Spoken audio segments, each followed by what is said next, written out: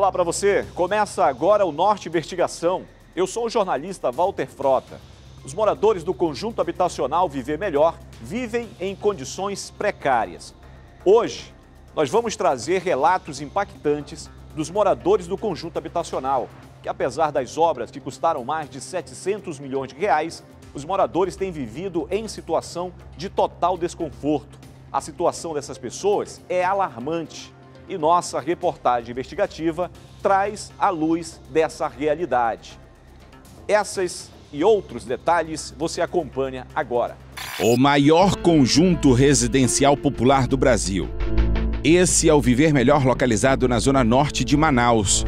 As moradias foram construídas com o objetivo de proporcionar moradias dignas para pessoas que moravam às margens de igarapés, que pagavam aluguel ou até mesmo viviam em situação de rua. Hoje, no local, vivem mais de 11 mil famílias. O conjunto, na época, foi inaugurado pela então presidente do Brasil, Dilma Rousseff. O investimento total do empreendimento foi em torno de 700 milhões de reais. A pessoa vai pagar, em média, com Minha Casa Minha Vida, R$50 por mês. É isso que ela vai pagar para ter uma casa. E por que o governo federal paga a diferença? Porque é obrigação do governo federal. Esse dinheiro é dinheiro do povo brasileiro.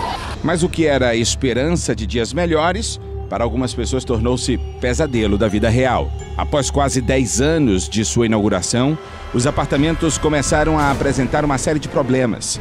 Essa moradora relata que em dias de chuva, o apartamento alaga. E além disso, as paredes estão cheias de mofo. Olha, quando chove, fica de janela.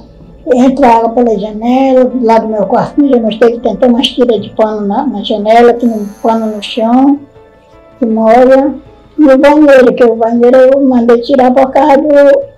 Eu tinha medo que caísse na minha cabeça, era ele que ia morrer. A representante dos moradores do conjunto relata que são centenas de apartamentos que apresentam rachaduras e infiltrações. E isso prejudica no processo, por quê? Porque as moradias aqui que estão inseridas, elas requerem uma resposta, um retorno, e que isso está ocasionando um pouco assim de uma falta de respeito, que eles entendem que é uma falta de respeito, por conta da insalubridade, por conta das rachaduras, por conta dos mofos, infiltrações, né?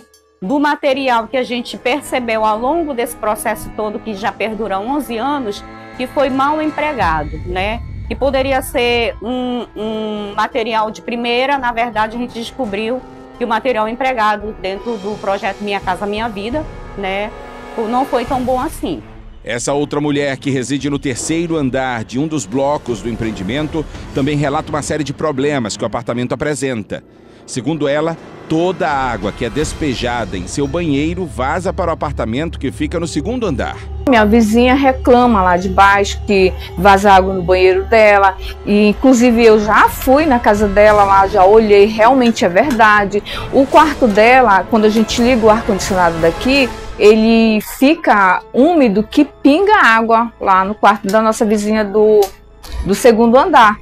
E ela me reclama muito, mas infelizmente eu não tenho muito o que fazer, né? Como eu sempre digo para ela, eu não sei o que fazer, porque a gente tenta usar o mínimo o ar-condicionado para não prejudicar ela, né? Mas mesmo assim, principalmente no período da chuva, mesmo assim continua o problema. Este médico relata que os perigos ocasionados pela umidade e o mofo para a saúde são enormes. Dentre os mais conhecidos estão a asma, rinite ou sinusite, além de reações alérgicas, oftalmológicas e pulmonares. Principalmente no caso de infiltrações, aquelas águas que ficam escorrendo aí, então é terrível. Que com essas infiltrações, você vê o quê? Bolor. E o bolor você não vê. Ah, poxa vida, mas eu estou vendo aquela mancha escura. Na verdade, o que você está vendo são milhões e milhões e milhões e milhões de esporos, de sementinhas desse bolor. Essas sementinhas, esses esporos, né? O que eles vão fazer?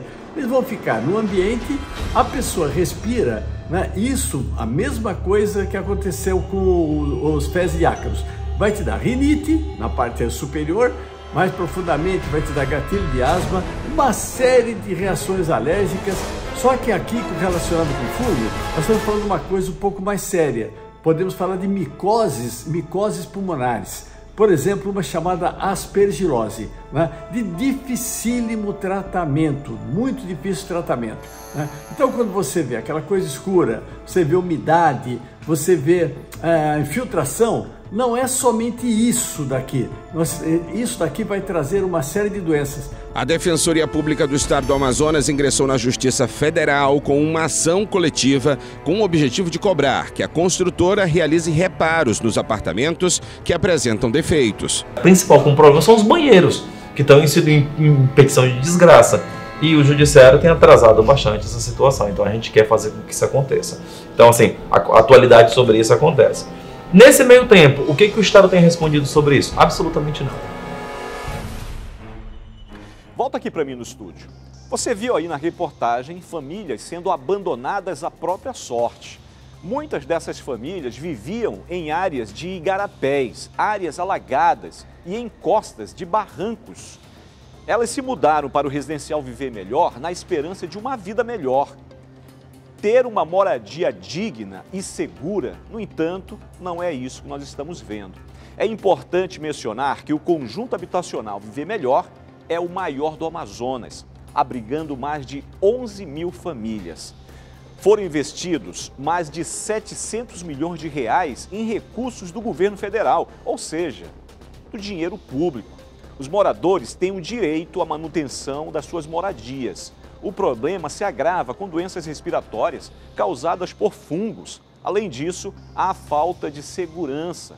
Diante disso, queremos que a Justiça do Amazonas apure rigorosamente as denúncias feitas pelo Ministério Público do Estado, o mais rápido possível.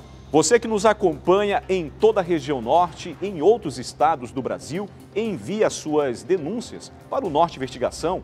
O nosso número é 92992972401. Você viu algo suspeito, alguma irregularidade? Envie para o Norte Investigação que nós iremos investigar. Na segunda parte da reportagem investigativa, onde falamos sobre o conjunto habitacional Viver Melhor, localizado na zona norte de Manaus, onde cerca de 11 mil famílias residem, sofrem com a falta de infraestrutura. Você acompanha os detalhes agora. Esse laudo, assinado pelo ex-presidente do CREA Amazonas, Afonso Lins, aponta diversas irregularidades nos prédios. A empresa responsável pela construção do conjunto é a Direcional Engenharia. Os representantes da empresa enviaram uma nota de esclarecimento para a nossa produção. A nota da empresa diz que a companhia, no que tange ao acordo, suas obrigações referem-se à execução de itens de reforma na fachada dos blocos e nos banheiros das unidades. A empresa necessita aguardar o chamado trânsito em julgado da decisão que homologou o acordo, o que inclui sua publicação e eventuais recursos. Somente a partir daí será possível planejar todos os serviços, avaliar custos envolvidos e definir cronograma de trabalho. Em março deste ano, a Defensoria conseguiu firmar um acordo junto à Caixa Econômica Federal, que é responsável pelo financiamento, e com a Direcional Engenharia. O acordo prevê a reforma e regularização contratual dos beneficiários. Mas, dias após assinar o documento, a Defensoria descobriu que o juiz não homologou o acordo. Aí o que acontece? A audiência feita, acordo feito, aconteceu uma coisa que nós não prevíamos, uma coisa esdrúxula. O acordo então foi proposto para homologação, é necessário haver homologação judicial, e o juiz até então responsável tomou uma decisão muito esdrúxula. Ele aproveitou o acordo para extinguir a ação inteira. Ele não resolveu a homologação do acordo, não resolveu os pontos que nós precisávamos de fixação judicial, não resolveu absolutamente nada e achou que era importante extinguir a ação, ou seja, os danos que os moradores estavam seguindo não tinham problema. Além desse problema, os moradores que moram no Viver Melhor sofrem um grande problema com segurança pública no local. Hoje, o crime organizado dominou todo o conjunto. Por todas as partes, é possível ver as pichações com siglas de facções criminosas. Aconteceu um crescimento da criminalidade de uma forma gigantesca na área inteira. E boa parte da área lá é dominada pelo tráfico. Você vê então as pessoas hoje acuadas pelo tráfico por conta do abandono do poder público. Abandono então crônico. Aí você pergunta, que poder público? Das três instâncias. porque o planejamento foi feito de forma errada, de acordo com a política que previa a exclusão longe.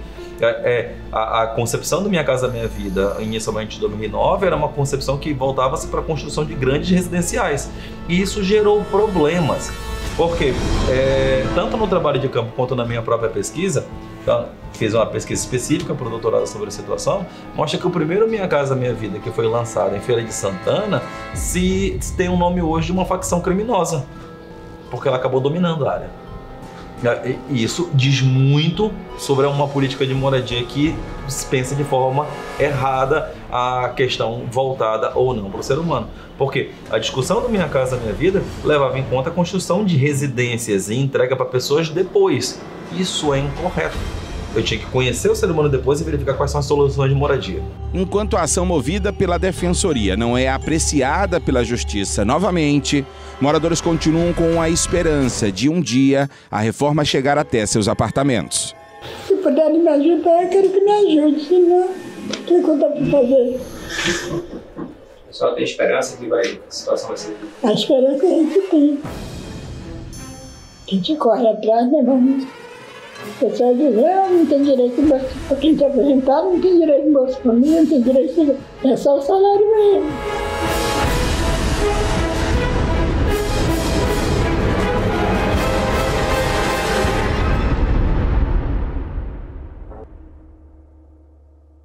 Sobre o relato dos moradores da nossa equipe, nós entramos em contato com a Caixa Econômica Federal e com a SUAB. E em nota, a Caixa respondeu que os empreendimentos Viver Melhor 1 e 2 foram construídos no âmbito do programa Minha Casa Minha Vida do governo federal, pela construtora Direcional Engenharia, responsável pela obra e entrega das unidades. Na ação civil pública foi firmado acordo para a realização de reparos pela construtora. A Caixa esclarece ainda que coube ao banco oportunizar a incorporação de eventuais dívidas ao saldo devedor. O banco ressalta ainda que não realiza cobrança de valores referentes a reparos em unidades habitacionais pertencentes ao Minha Casa Minha Vida faixa 1. Já a SUAB, em nota, informou que os residenciais em questão não pertencem à Superintendência Estadual de Habitação, SUAB. Sendo assim, não podemos atender a demanda de solicitação de entrevista. Sugerimos que a equipe procure a Caixa Econômica Federal e as construtoras que executaram as obras em questão para abordar sobre a infraestrutura dos residenciais e outras informações. O que a nossa equipe viu no conjunto Viver Melhor, fungo, infiltrações, risco de desabar, pessoas adoecendo, infelizmente, são esses moradores, são essas pessoas que penam quando o poder público não enxerga que essas pessoas precisam de ajuda.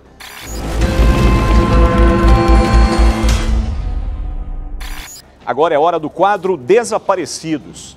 Josias José de Oliveira, de 85 anos, está desaparecido desde o dia 13 de maio deste ano, quando foi visto pela última vez. A equipe do Norte Investigação foi até o município de Taguatinga, no Distrito Federal, ouvir o relato da neta do senhor Josias. Viemos até Taguatinga, aqui no Distrito Federal, falar sobre o desaparecimento do senhor Josias José de Oliveira, de 85 anos. No último dia 13 de maio, ele saiu para caminhar e não voltou. Desde então, a angústia e a incerteza tomaram conta da rotina da família do senhor Josias. Sua neta Micaele conta como aconteceu. Então, meu avô e minha avó foram fazer uma caminhada matinal. No momento dessa caminhada, bem no finalzinho, ele se desprendeu da minha avó, que foi o momento que ele conseguiu dar uma fugidinha. Nesse meio termo, minha avó desceu para casa para chamar meu tio, que estava aqui, para ir atrás dele, só que aí, nesse meio termo, ele conseguiu se desaparecer mesmo. E aí, desde então, desde quando aconteceu, toda a família ficou avisada, todo mundo desceu para cá para buscar meu avô, para procurar ele, só que desde então não temos notícia alguma. Isso aconteceu já tem um mês, já procuramos desde quando aconteceu até os dias de hoje. O senhor Josias sofre do mal de Parkinson e faz uso de medicamentos para a doença e para a demência. Micaele conta que os remédios já não faziam tanto efeito e faz um apelo. Então, o mal de Parkinson ele é controlado com a medicação. Só que agora, por estar no nível tão avançado, a medicação também não está suprindo isso. Então, além do mal de Parkinson, ele também tem doenças de diabetes, pressão alta, que também toma a medicação controlada. Então, assim, se ele já surtava com a medicação, sem a medicação a gente não sabe como está a situação dele agora no momento.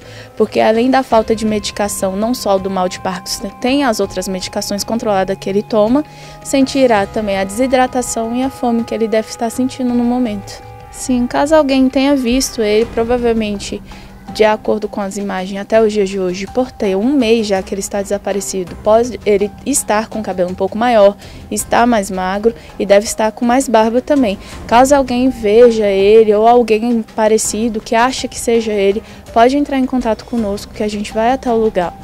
E fica de olho, não deixa ele fugir não, que a gente espera até a gente chegar, que a gente vai lá e pega ele direitinho. E não tenha medo, pode ser que ele esteja agressivo ou pode ser também que ele não esteja, a gente não sabe no momento qual a situação dele.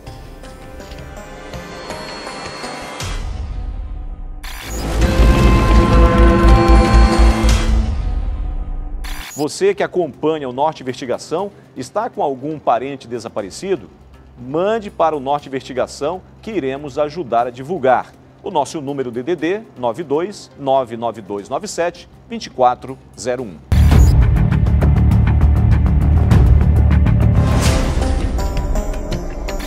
É hora do quadro Foragidos. Márcio Pereira da Silva, de 30 anos, é foragido da Polícia Civil de Tocantins. Ele é investigado por ser suspeito de ter cometido estupro em maio desse ano.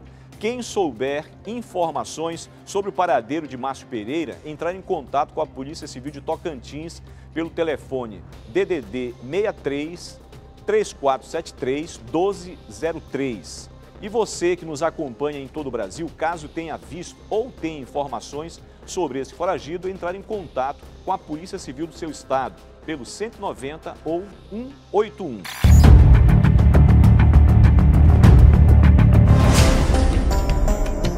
Você que acompanha o Norte Investigação, muito obrigado pela sua audiência. Você da região norte e de todo o Brasil, mande a sua denúncia ou sugestão para o nosso WhatsApp, DDD 92, telefone 99297-2401. Na próxima semana estaremos de volta. Sempre nos acompanhe pelas redes sociais, portalnorte.com.br e pela Rádio Norte FM em Brasília. Não esqueça, o Norte Investigação está de olho nos fatos. Doa a quem doer.